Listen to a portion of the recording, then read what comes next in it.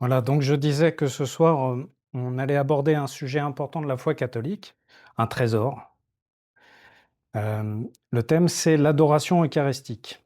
On a, cette chance dans l'Église catholique d'avoir la messe et de recevoir le corps du Christ. Alors l'adoration, eucharistique, on a 2 mots et je vais commencer par le premier mot qui est l'adoration. Donc l'adoration, dans le langage, je dirais ordinaire, on dit: «J'adore ça, j'adore ça». Vous avez peut-être entendu les anciens ou peut-être que vous avez conservé, cette expression. On adore quelqu'un dit: «J'adore le chocolat», et ben, quelqu'un va dire: «Non, on n'adore que Dieu seul». Et ça a toute sa valeur cette expression en effet puisque, déjà dans l'Ancien Testament, le premier des commandements, c'est: «Tu aimeras le Seigneur ton Dieu et à lui seul tu rendras un culte». Alors l'adoration est une manière de dire: «J'aime beaucoup», aujourd'hui, mais c'est un acte particulier. En fait, littéralement, hein, c'est un acte d'amour bien spécial. C'est ce qu'on va aimer par-dessus tout.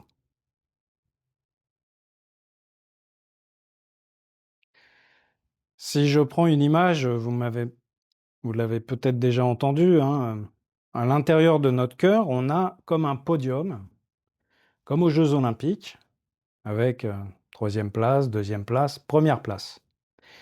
Et à la première place, eh bien, c'est ce qu'on va adorer et qu'on en soit conscient ou pas, on a tous un podium et on a tous quelque chose à la première place. Et peut-être que ça peut évoluer aussi dans le temps. Et en même temps, on peut choisir ce qu'on va mettre à la première place. Même si on n'en est pas toujours conscient, on a quand même une liberté qui nous permet de choisir ce qu'on va mettre à la première place. Et c'est très clair dans la Bible, dans l'Alliance, Dieu demande, c'est un commandement. Alors c'est pas prendre au sens, heu, obéis et tais-toi. Quand on parle d'un commandement, en fait, la racine en hébreu est plus, à prendre de l'ordre de la prescription, comme un médecin prescrit des bonnes choses. Donc ce commandement, il est pour nous, c'est pour notre bien, c'est pas l'amour de Dieu qui voudrait tout capter. Donc c'est dans notre intérêt de suivre les commandements de Dieu et en particulier le premier, hein: «Tu aimeras le Seigneur ton Dieu, de tout ton cœur, de toute ton âme, de tout ton esprit, de toute ta force». Alors pourquoi est-ce qu'on ne peut mettre que Dieu à la première place? On vit dans un monde où c'est loin d'être évident, en fait, de mettre Dieu à la première place.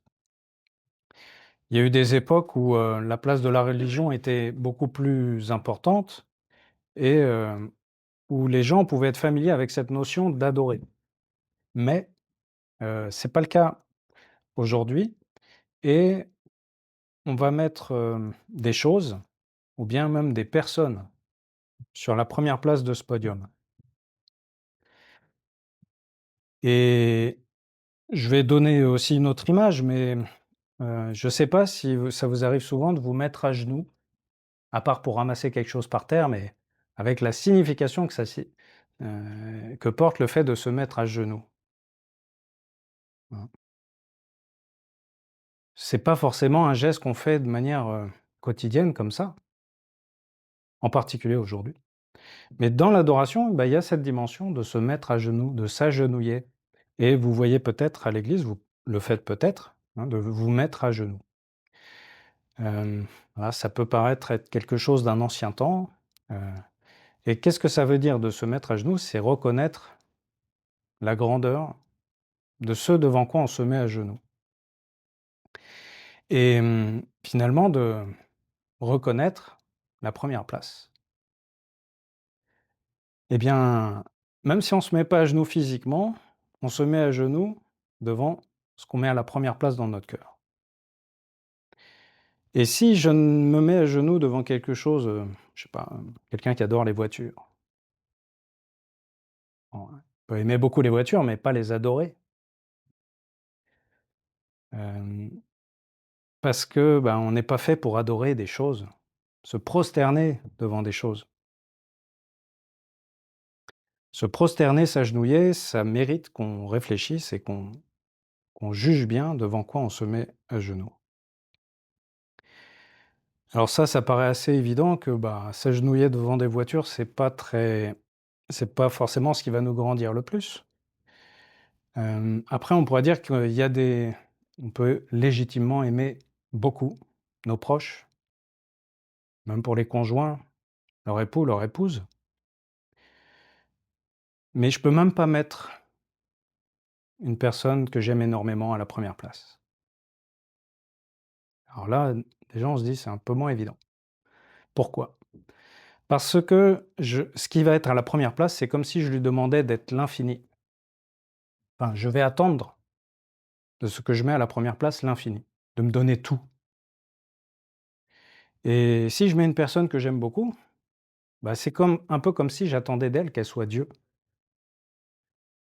Vous imaginez la pression pour cette personne, tant qu'elle soit parfaite. Voilà la raison pour laquelle on ne peut même pas mettre une personne qu'on aime énormément parce qu'on risquerait, bah, de lui demander d'être Dieu, ce qui n'est pas possible. Voilà pourquoi Dieu nous demande de le mettre à la première place. Et si je m'agenouille devant quelque chose qui est plus grand que moi, ça va me grandir, ça va pas me rabaisser. Parfois, on associe aussi ce geste de s'agenouiller à quelque chose qui nous diminue, qui nous rabaisse. Ben, c'est pas le cas quand on s'agenouille devant quelque chose qui est plus grand que nous. Et comme on est créé à l'image de Dieu, ben, il n'y a que Dieu. Voilà. Ça peut pas être un ange, ça peut pas être une personne, c'est Dieu. Donc voilà le motif, l'explication, hein, du pourquoi adorer, aimer Dieu par-dessus tout. Jésus reprendra, parce qu'il sera interrogé, hein, sur le premier commandement, et c'est quelque chose qui est familier au peuple d'Israël. Mmh. Quelque chose de très, très, très, très fort. Ce qui fait que quand Jésus se présentera comme Dieu, bah, on criera au scandale parce que, il se fait l'égal de Dieu et ça c'est difficile à entendre qu'un homme et pourtant, bah, pour ce qui concerne Jésus, c'est vrai. On peut l'adorer. Voilà, je reviens pas sur le parcours cathé qui explique pourquoi Jésus est Dieu, hein, mais étant Dieu, eh bien littéralement, on peut l'adorer et c'est ce qu'on est invité à faire comme les rois mages. Pas si vous vous souvenez, quand on tient la galette des rois, c'est la fête. On fête la visite des rois mages à la crèche qui vont adorer l'enfant Dieu. On appelle l'enfant Dieu. Donc c'est aussi, dès le départ, clairement une invitation. Il y a l'adoration des bergers aussi. On parle de l'adoration des bergers. On est invité à adorer Jésus, à aimer Jésus par-dessus tout. Ça veut dire quoi? Ça veut dire qu'on ne pourra jamais dire on aime trop Jésus. On peut y aller tranquillement, sans limite. On risque pas d'en faire trop. Donc voilà, je voulais déjà évoquer par rapport à l'adoration, signifier ce à quoi ça correspond, l'adoration. Le deuxième mot, ça va être Eucharistie, hein, l'adoration eucharistique. Alors la messe a plusieurs noms. L'Eucharistie, la messe, est-ce que vous en connaissez d'autres? On va parler de communion aussi. Bon, je ne vais pas, hein, tous les développer ici, mais l'Eucharistie, ça vient du grec et ça signifie action de grâce. On vient rendre grâce. Rendre grâce, si vous allez à la messe, vous êtes familier avec cette expression. Par contre, qu'est-ce que ça veut dire? Rendre grâce? Heu, et ben, on essaie de manifester un retour sur le don qu'on a reçu. Hein, quelqu'un vous donne quelque chose d'important, le mouvement naturel, c'est aussi, bah, de remercier, de rendre grâce. On pourrait dire c'est dire merci. Voilà. Et l'Eucharistie est un moyen de remercier Dieu et vous voyez par rapport au don qu'il peut nous faire, ben, on n'a pas les mêmes moyens, quoi. Vous voyez? C'est, donc ça va pas être de la même nature Et il a inventé quelque chose pour qu'on puisse le remercier à la mesure du don qu'il nous fait, c'est la messe.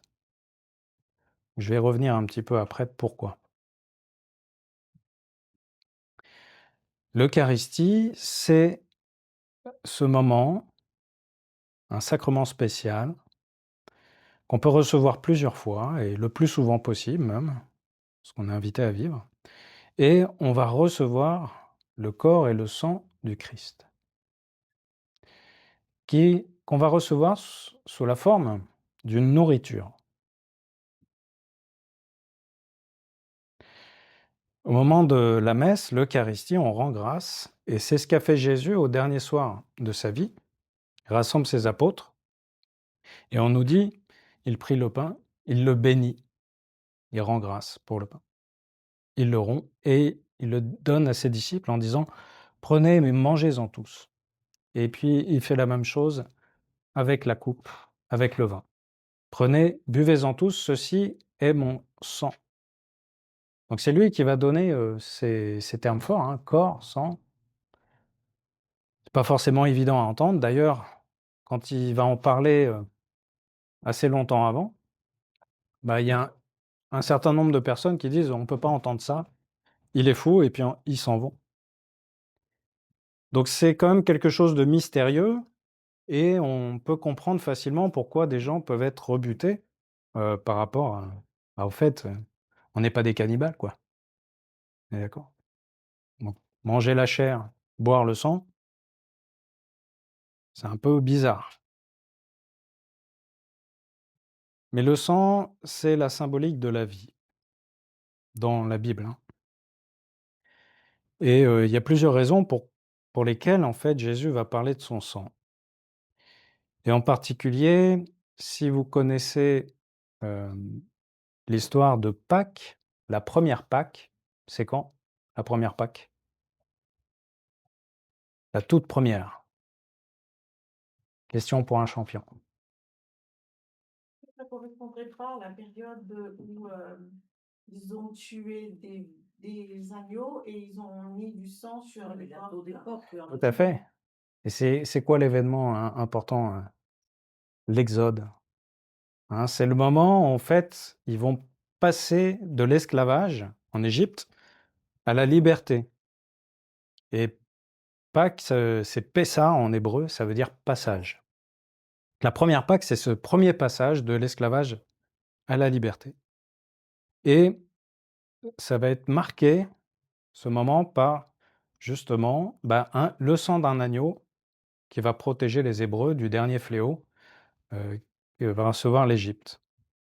Et l'agneau, hein, le sang de l'agneau, et Jésus, Jean le Baptiste l'appellera l'agneau de Dieu.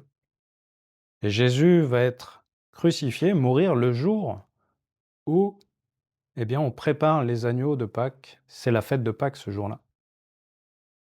C'est pas rien, en fait, chaque année, on fait mémoire de ce passage, la sortie d'Égypte. On tue des agneaux en mémoire de ça. Et c'est justement le jour que Jésus a choisi, hein, choisi. C'est le jour où il va être crucifié. Hein, donc ça donne aussi du sens à ce sang dont il est question quand on va recevoir le sang du Christ. C'est recevoir son sang, sa vie, qui va nous faire passer de l'esclavage à la liberté. Alors, il ne s'agit pas de la même nature d'esclavage, c'est l'esclavage du péché, à la liberté des enfants de Dieu. Voilà. Si vous êtes comme moi, vous êtes sûrement comme saint Paul qui dit « Je fais le mal que je ne voudrais pas, et je ne parviens pas à faire le bien que je voudrais. » Donc c'est de ça dont Jésus veut nous libérer. Donc l'alliance du baptême nous donne plein de moyens pour pouvoir, de plus en plus, finalement être libre. Donc la nourriture, pourquoi Jésus se donne sous cette forme? C'est parce que la nourriture nous donne vie, nous permet de vivre. Si je ne mange pas, je meurs. Donc Jésus va nourrir en nous, non pas uniquement nos cellules, peut-être un peu, mais il va nourrir en nous cette vie de Dieu, voilà, cette vie intérieure. On n'est pas que matériel, On a un besoin d'aimer et d'être aimé. Et il va nourrir en nous cette capacité à aimer comme lui, il aime. Pas moins. Voilà. Aimer comme Dieu aime. Ça. Et là, ça fait partie de notre côté. Et oui, on a changé le lieu. Bienvenue.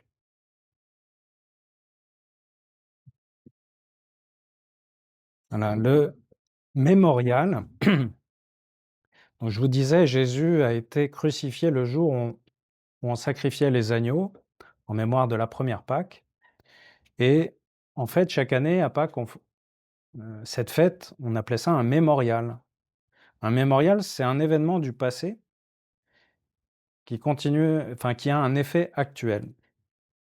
On actualise la réalité passée. Hein, donc autrement dit, quand il faisait mémoire de Pâques, ça rendait actuelle cette action de Dieu qui libère. Simplement avec Jésus, cette dimension d'un événement passé qui est actuel, elle est, comment dire, c'est de la réalité augmentée là, hein. On est dans beaucoup plus réel. Pourquoi? Parce que mystérieusement, hem, on est rendu présent au moment où Jésus donne sa vie. Une machine à voyager dans le temps, la messe. On ne le voit pas avec nos yeux, mais la réalité de foi qui concerne ce moment de l'Eucharistie, c'est qu'on est au pied de la croix. On est au pied de la croix et Jésus donne sa vie pour nous, là. Et il n'est pas simplement présent en idée, on se souvient qu'il a été là, c'est qu'après la prière du prêtre, le pain et le vin, ça devient Jésus. Et les enfants diraient pour de vrai. On voit bien ce que ça veut dire. Comme ça, il n'y a pas d'ambiguïté sur ce qu'est la foi de l'Église au sujet de l'Eucharistie, du corps du Christ, du corps et du sang du Christ, c'est que c'est vraiment Jésus. Voilà. Donc ça, c'est une rencontre importante qu'on a ce soir, quand on se prépare à aller faire sa première communion, c'est que de l'avoir entendu, hein, et de pouvoir éventuellement poser des questions aussi à ce sujet, c'est reconnaître que quand le prêtre présente l'hostie, qui était du pain au début de la messe, mais qui après la prière du prêtre est devenu le corps de Jésus, il dit le corps du Christ, et on répond Amen, qui signifie je crois, j'adhère. Hein, donc pour pouvoir communier, il faut pouvoir répondre Amen, c'est-à-dire croire que c'est vraiment Jésus. Ça, saint Paul le dit, pour communier, il faut pouvoir discerner, reconnaître que c'est vraiment Jésus. Ça va?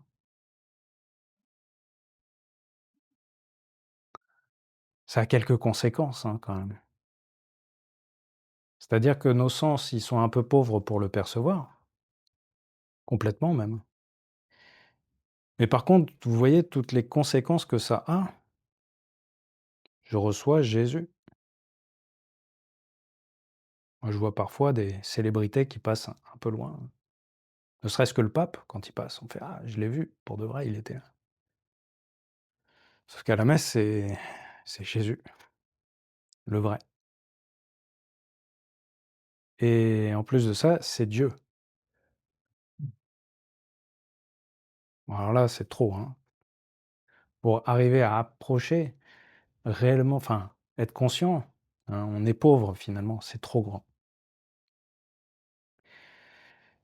Hem, le jour de la fête du Saint-Sacrement, il y a un petit texte qu'on lit, après les lectures, qui s'appelle la séquence et c'est de saint Thomas d'Aquin, théologien, et voilà une des phrases qui dit: «Ce qu'on ne peut comprendre et voir» quand on est devant le corps du Christ, «notre foi ose l'affirmer hors des lois de la nature. Je répète, ce qu'on ne peut comprendre et voir, on ne voit pas Jésus. Comprendre que c'est Dieu, bah, ça nous dépasse. Comprendre, ça voudrait dire faire tout le tour, quoi. Qu'on appréhende, mais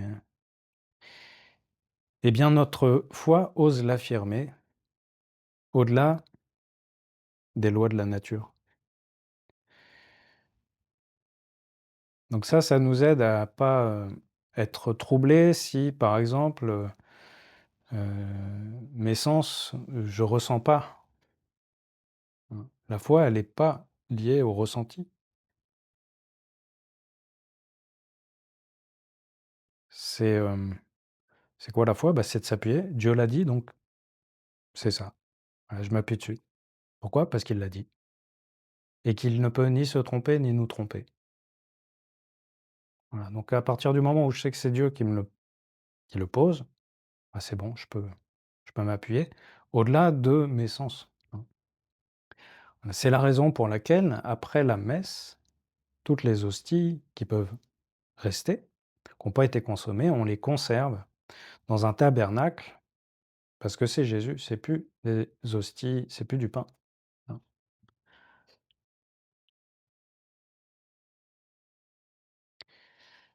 Alors petite précision au passage, hem, dit: «Si je reçois une petite hostie ou une grande, qu'est-ce que ça change?» Rien. Si j'ai une petite parcelle d'hostie, j'ai Jésus tout entier.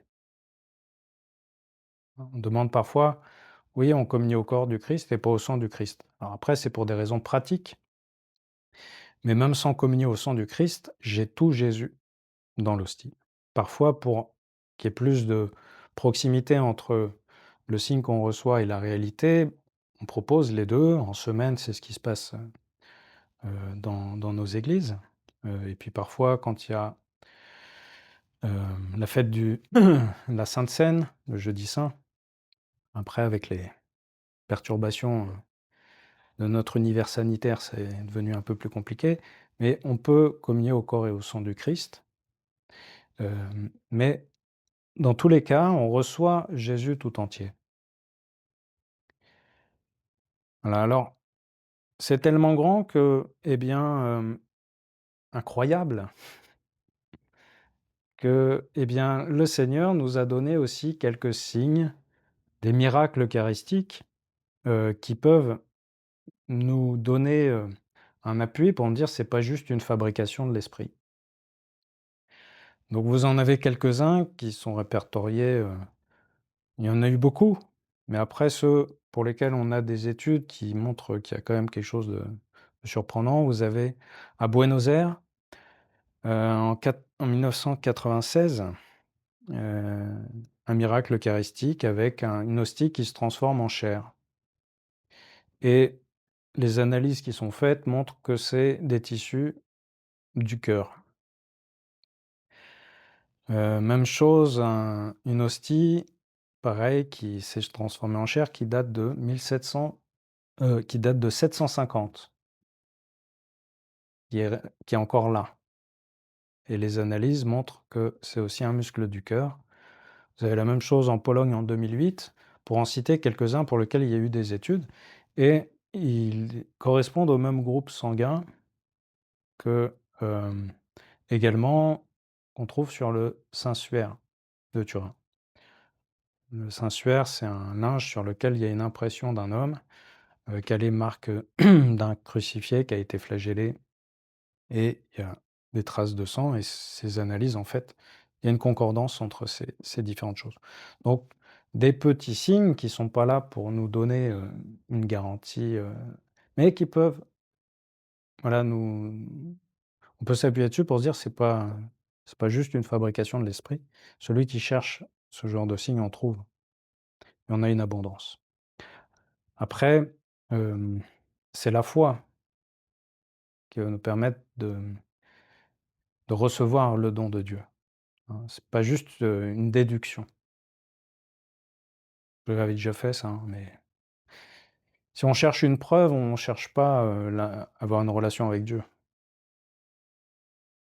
Parce que quand bien même on aurait une preuve, ça ne nous oblige pas à croire. Il y a toujours la possibilité de la mauvaise foi. On est libre. Voilà. Un autre, événement marquant dans l'histoire, de l'Église, c'est, le Sacré-Cœur. Le Sacré-Cœur, je ne sais pas si on en a une représentation ici. Il y a eu beaucoup de représentations, on a un peu dans toutes les églises. Voilà. Vous avez un tableau où on voit un cœur. Je vais vous montrer.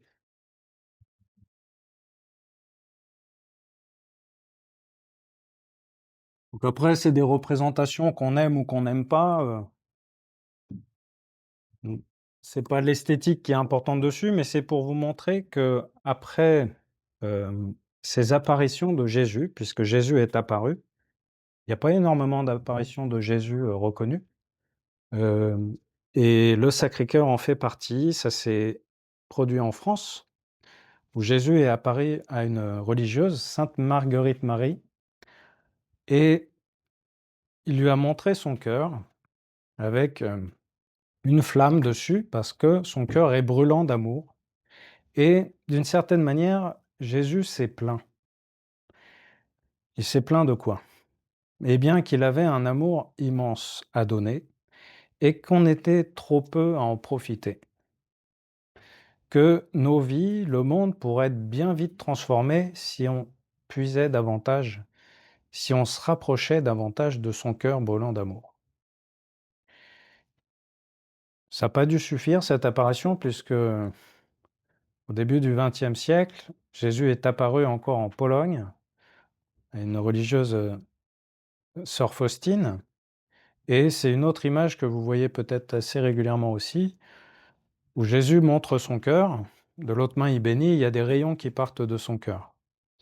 Et le message est assez semblable, hein, c'est Jésus qui se plaint que on ne puisse pas suffisamment dans sa miséricorde.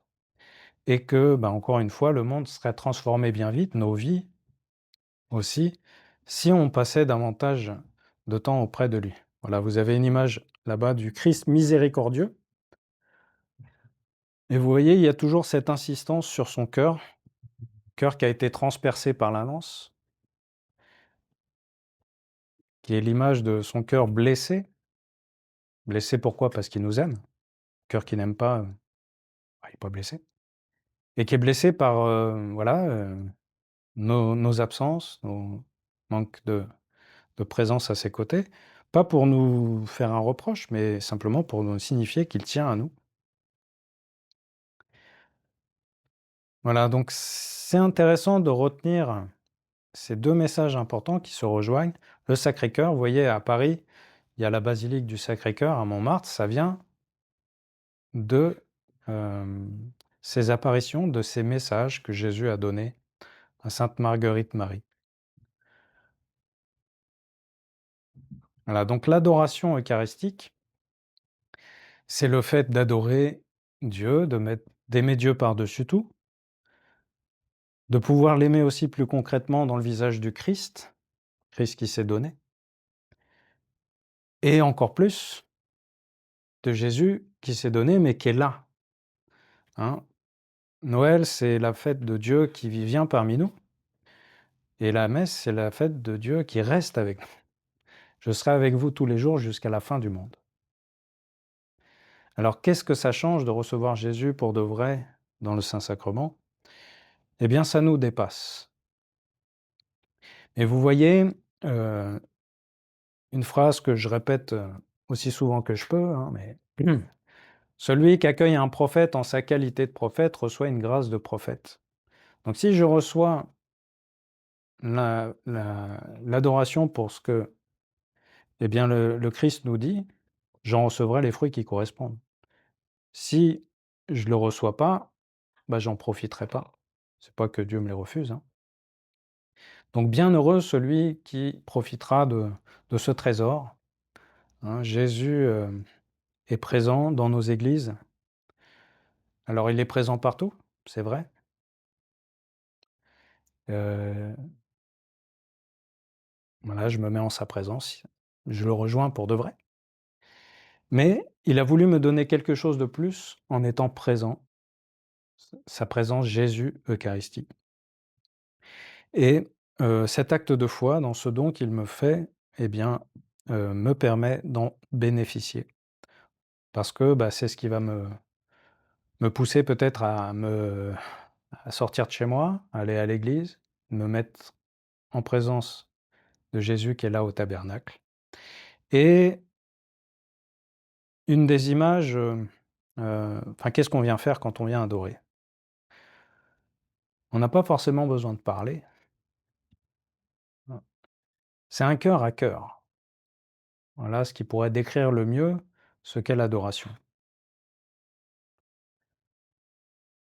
C'est un cœur à cœur et voilà, comme les amoureux, simplement d'être là. Il y a Je m'efforce, voilà, d'être en présence de Jésus et je suis au contact de quelqu'un qui est heureux d'être avec moi.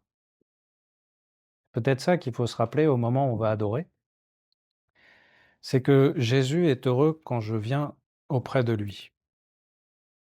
Et quand je vais auprès de lui avec, mes petits pieds, je me déplace, c'est un acte de foi qui le touche, hein. Un acte de foi est toujours, porte toujours des fruits, hein.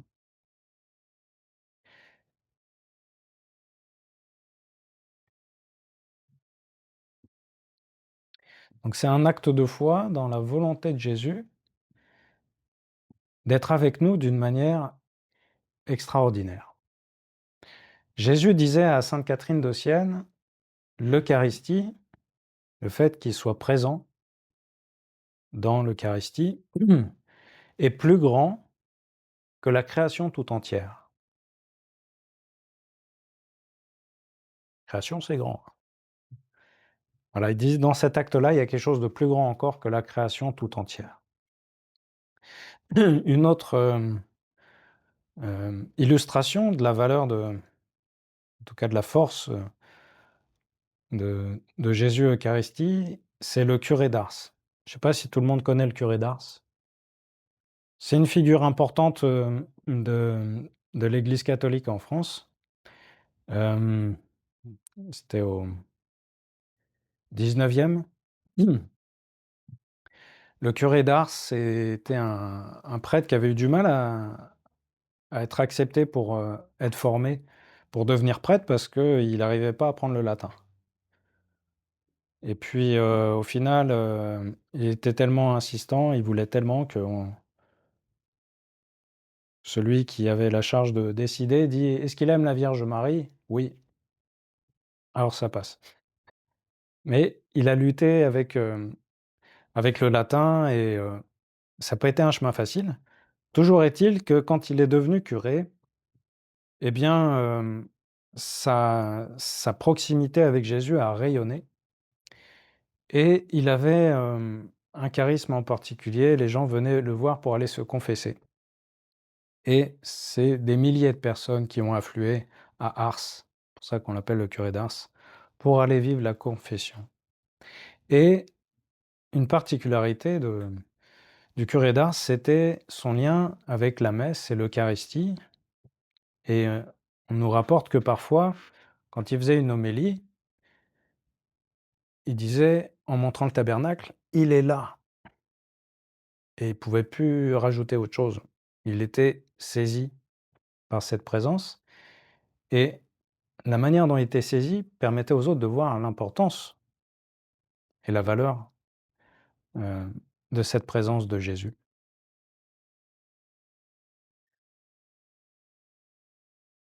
Voilà, donc les effets et la manière dont Jésus va, comment dire? Se donner à nous, que ce soit en le recevant dans la communion, que ce soit en allant l'adorer, dans sa présence, hem, ça nous dépasse, et pourtant, voilà, Jésus nous y invite grandement.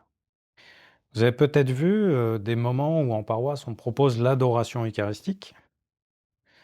Qu'est-ce que c'est? Eh bien, c'est à un moment donné, on va exposer Jésus, hostie, Et dans un ostensoir, ça ressemble un peu, c'est un objet en métal doré, avec au cœur une lunette transparente dans laquelle on met l'hostie, et avec des rayons, comme un soleil. Et ben moi, je vous invite à bien recevoir cette image, et un peu comme du bronzage. Voilà. On s'expose à la présence de Jésus. On appelle ça l'exposition du Saint-Sacrement, mais nous, on s'expose à ses rayons. Et je dirais que c'est une bonne entrée en matière pour découvrir euh, et aimer ce Jésus présent dans l'hostie.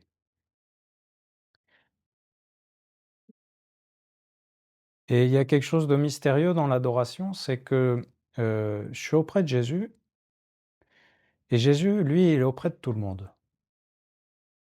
Il est auprès de chacun. Donc c'est aussi, quand je suis auprès de Jésus, je suis auprès de tous ceux qui en ont besoin. Aller adorer, c'est aussi offrir ma présence à des personnes qui n'en ont peut-être pas. C'est mystérieux, hein, mais ça n'en est pas moins vrai. Dans la communion des saints, ce que je vis intérieurement a des conséquences, porte des fruits que je ne vois pas, mais qui n'en sont pas moins réels. Donc aussi, aller adorer le Saint-Sacrement, c'est offrir ma présence à Jésus, et indirectement aussi à d'autres qui peuvent en avoir besoin. Ça travaille mon cœur. Et si vous faites l'expérience, vous verrez qu'après un temps d'adoration, on ressort pas pareil. On est un peu imprégné de cette présence de Jésus. On peut aussi constater que dans les communautés où l'adoration est vécue, il y a des fruits visibles, hein. Donc ça, c'est pour moi comme pasteur, mais aussi pour vous comme fidèle. Plus une communauté vit l'adoration, plus il y a des fruits. Voilà. Je vais pouvoir vous citer quelques promesses de Jésus, adressées, confiées à... Est-ce que je l'ai mis à la tablette là? Et encore branché. Ça. Donc ça, c'est quelques promesses. Il y en a 12. Notre Seigneur a fait les 12 promesses suivantes à sainte Marguerite Marie, afin d'encourager la vraie dévotion au Sacré-Cœur de Jésus, qui est également la dévotion au Saint-Sacrement. Hein, le Sacré-Cœur, la présence de Jésus, Eucharistie, hein, sont une même dévotion. Ces promesses sont octroyées sur ceux qui sont prêts à vivre 1 heure avec Jésus dans le Saint-Sacrement, régulièrement dans l'adoration. Donc ça, c'était en 1675, pour vous resituer le contexte. Jésus dit: «Je leur donnerai toutes les grâces nécessaires dans leur état. Je mettrai la paix dans leur famille. Je les consolerai dans toutes leurs peines. Je serai leur refuge assuré pendant la vie et surtout à la mort. Je répandrai d'abondantes bénédictions sur toutes leurs entreprises. Les pécheurs trouveront dans mon cœur la source et l'océan infini de ma miséricorde.» Là, ça rejoint les messages à sainte Faustine. Les âmes tièdes deviendront ferventes. Les âmes ferventes s'élèveront à une grande perfection. Je bénirai même les maisons où l'image de mon cœur sera exposée et honorée. Je donnerai aux prêtres le talent de toucher les cœurs les plus endurcis. Les personnes qui propageront cette dévotion auront leur nom écrit dans mon cœur et il n'en sera jamais effacé. Je te promets, dans l'excès de ma miséricorde, de la miséricorde de mon cœur, que mon amour tout-puissant accordera à tous ceux qui communieront les premiers vendredis, 9 fois de suite, la grâce de la pénitence finale. Ils ne mourront point dans ma disgrâce, ni sans recevoir les sacrements, et que mon cœur se rendra leur asile assuré à cette dernière heure. Voilà quelques quelques paroles de Jésus adressées à sainte Marguerite Marie, voilà, qui sont reconnues par l'Église, sur lesquelles on peut s'appuyer. Donc, à nouveau, c'est de l'ordre des dévotions. Ça veut dire qu'il y a des choses vitales que l'Église présente, hein. Il faut communier une fois par an, minimum. Vous voyez, c'est pas si énorme que ça, hein. Dit c'est vital, il faut communier au moins une fois par an. Se confesser au moins une fois par an. Mais si on veut être en bonne santé à l'intérieur, c'est communier le plus souvent possible. Et si on communie souvent, savoir aussi recevoir le sacrement de réconciliation de temps en temps. Et l'adoration, bah, c'est en plus. Ça va être, si tout est obligation, ça laisse plus d'espace pour donner, pour offrir. Voilà. En tout cas, bah, celui qui reçoit cet appel, bienheureux. Voilà. C'est pas une obligation, mais regarder ces trésors, en profiter. C'est quelque chose en tant que prêtre auquel je vous encourage. Et qui est important aussi pour nourrir notre amour de l'Eucharistie. Parce que l'Eucharistie, on s'assied, on se lève, on peut avoir nos idées qui partent. Parfois, au moment d'y aller, ah bah, en fait, on n'était pas dans ce mouvement-là. Et il peut y avoir plein de choses, en fait. Et voilà, l'ennui pendant la messe peut facilement être mis de côté si on cultive un peu cette attention. Hem, voilà, si on savait, ça c'est la Vierge Marie qui disait ça à des enfants, des voyants, enfin ceux qui voyaient la Vierge Marie, des apparitions de la Vierge Marie. La Vierge Marie disait: «Si on savait ce qu'on reçoit à la messe, on se préparerait pendant 1 heure avant». Donc moi j'ai entendu ça, j'étais en pèlerinage et moi à cette époque-là, bon, je comprenais que l'Église disait: «C'est important la messe», mais je savais pas pourquoi. Donc je me suis dit: «Je vais chercher un peu plus».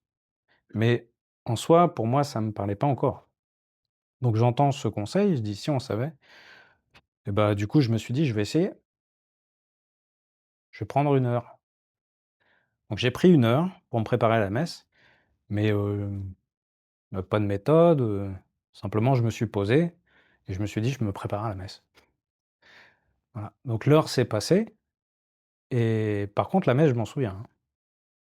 C'est la messe, qui m'a le plus marqué de ma vie et et voilà quoi, hein. Parfois, quand on s'appuie sur des paroles, de ce type, on s'aperçoit qu'il y a quelque chose derrière, mais ouais, c'est une messe où j'ai compris, voilà, de l'intérieur, c'est pas juste un raisonnement logique, hem, l'Esprit Saint nous enseigne, en fait, sur qui est Dieu. On le voit chez les petits enfants, ils sont capables d'intuiter qui est Dieu, la manière de faire. Eh bien, l'Esprit Saint, voilà, moi, au cours de cette messe, m'a permis de comprendre de l'intérieur, heu, bah, que Jésus était mort pour moi. C'est quelque chose qu'on entend facilement. On a peut-être déjà entendu. Bah, c'est vrai. Et après, pour que ça nous rejoigne, bah, il y a des moments de grâce comme ça. Et en particulier pendant la messe, surtout si on prend ce soin de se dire: «Je vais recevoir quelque chose de grand». Ouais. Si pendant 1 heure, je me dis: «Je vais recevoir quelque chose de grand», bah, je vais me disposer, hein, ça va avoir un effet.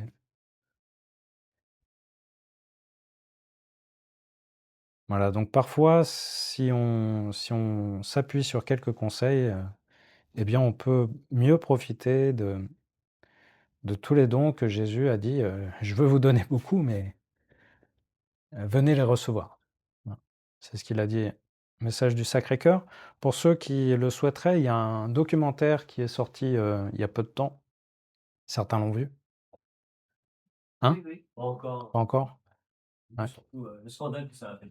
Ah oui, Sacré-Cœur, donc ça fait un peu de bruit, de polémique à l'époque parce que comme c'était, marqué par la foi catholique, la SNCF avait refusé de les afficher, ce qui a fait une très grande pub finalement. Voilà. Mais en tout cas, j'ai entendu beaucoup de bien, je ne l'ai pas encore vu. Mais c'est sous forme documentaire et je crois qu'il y a pas mal de témoignages finalement en fait. Hein, donc les témoignages, c'est pas, on n'est pas dans juste la réflexion, mais en voyant quelqu'un qui vit, bah, c'est aussi une manière aussi de découvrir Dieu, hein. Quand je vois comment les autres vivent avec Dieu, c'est aussi ça qui m'inspire, qui peut m'inspirer en tout cas. Alors, peut-être, je vais vous proposer un petit temps de questions, hein, après ça. Je vais finir avec un petit livre qui, est un best-seller dans la tradition, la tradition chrétienne. Ça s'appelle «L'imitation de Jésus-Christ». Pourquoi imiter Jésus? Parce que le disciple, c'est celui qui cherche à suivre Jésus. D'accord. On essaie de le suivre, bon. Et donc, c'est un petit livre qui a été écrit par un moine qui reste, comment dire? Anonyme et qui, se nourrissant de la parole de Dieu, voilà, avait comme un échange avec Jésus.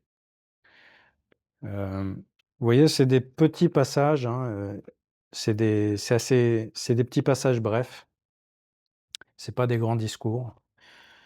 Hem, voilà, parfois c'est ce moine qui exprime, ce qu'il vit, comment, ben, la parole de Dieu l'interpelle et comment il sent que Jésus lui répond.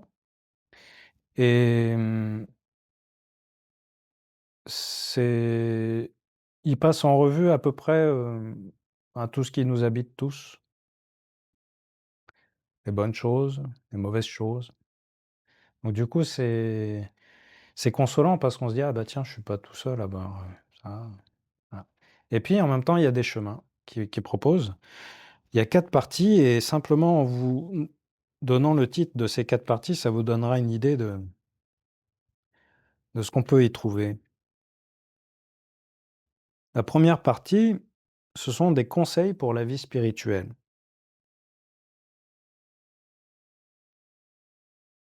Voilà, donc c'est exigeant, hein, parce que pourquoi? Parce que le Seigneur voit grand pour nous, mais c'est aussi, plein de sources de réconfort. Donc la première partie, c'est des conseils pour la vie spirituelle, savoir se juger avec humilité, vous voyez, la prudence dans les actes. Enfin, c'est des choses, qui simplement en les lisant, comment dire? Travaillent un peu notre vigilance. Parce que parfois ou un truc et puis on va se retrouver en situation, on va se dire: «Ah tiens, je peux peut-être prendre une autre direction». La deuxième partie, c'est des encouragements à la vie intérieure. Voilà, on a une intériorité, on a une vie intérieure auquel on est plus ou moins présent. Si je suis tout le temps dans ma tête, heu, je risque de, parfois, pas savoir faire bien le lien entre mon cœur et ma tête. C'est important de temps en temps de descendre aussi dans son cœur. Apprendre à l'écouter, hein. Sinon on risque d'être à la surface et c'est ce qui est superficiel et finalement, ben, de se laisser porter. Notre intériorité, enfin, moi je le vois aujourd'hui, hein, il y a un intérêt renouvelé aujourd'hui pour la vie intérieure et c'est normal étant donné que, ben, on s'est beaucoup appauvri en fait au niveau civilisation, de ce côté-là. Donc c'est des encouragements à la vie intérieure. La troisième partie, c'est le réconfort intérieur. Intéressant. Et puis, pour aboutir à la dernière partie qui est, bah, figurez-vous, le sacrement de l'Eucharistie. Et des conseils en fait pour profiter de ce sacrement.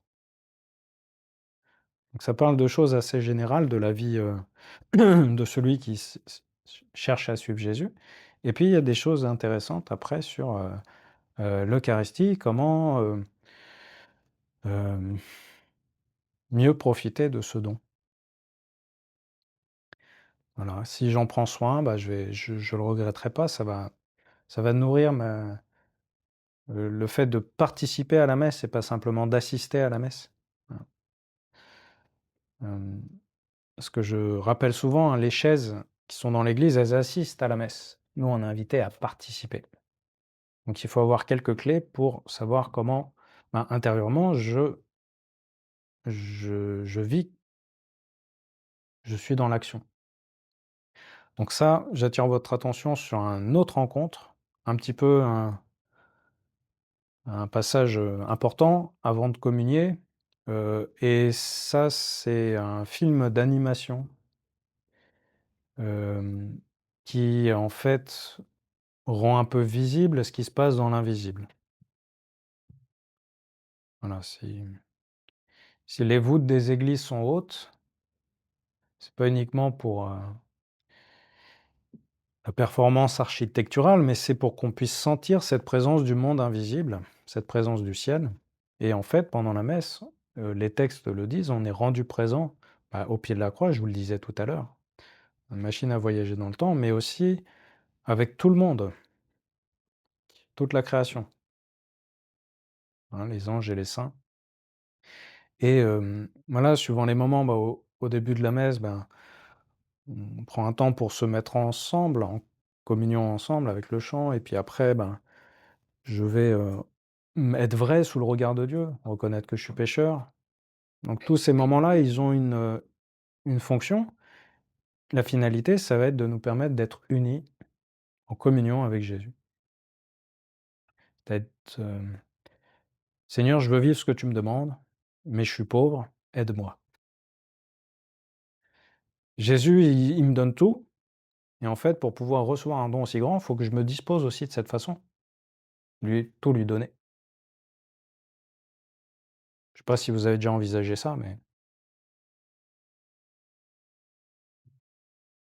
qu'apporte-t-on à Jésus à la messe? On ne sait pas toujours, d'avance, mais et si on se prépare 1 heure, par exemple, une fois, ça peut nous donner des idées. Hein. Qu'est-ce que je peux avoir à offrir? Et il faut pas chercher à répondre trop vite, mais je vous garantis que si vous vous posez la question, vous vous posez un peu, vous trouverez. Le Seigneur vous inspirera un peu. Ouais, et si on vit une messe avec aussi cette démarche de nous donner, et ben, en fait, on comprend comment vivre la messe, comment participer. Du coup, c'est plus pareil. Voilà, donc ça, c'est un film d'animation, c'est dans le programme qu'on vous a distribué.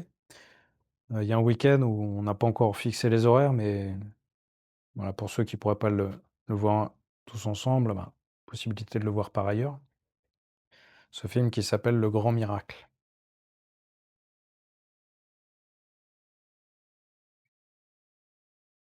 En fait, c'est inspiré de, encore un cadeau du ciel, mais Jésus a montré à une femme en Bolivie, je crois que c'est la Bolivie, Catalina, il lui a montré ce qui se passait pendant la messe et qu'on ne voyait pas, et puis elle lui a posé un certain nombre de questions. C'est un tout petit livre.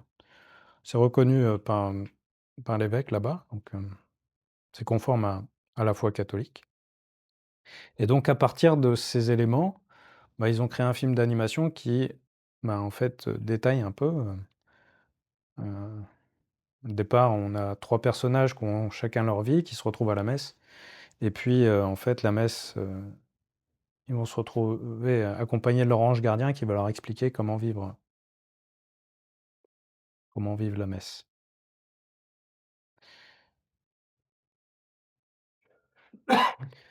Voilà. J'ai évoqué, je crois, les principales choses que je voulais vous dire au sujet de, l'adoration.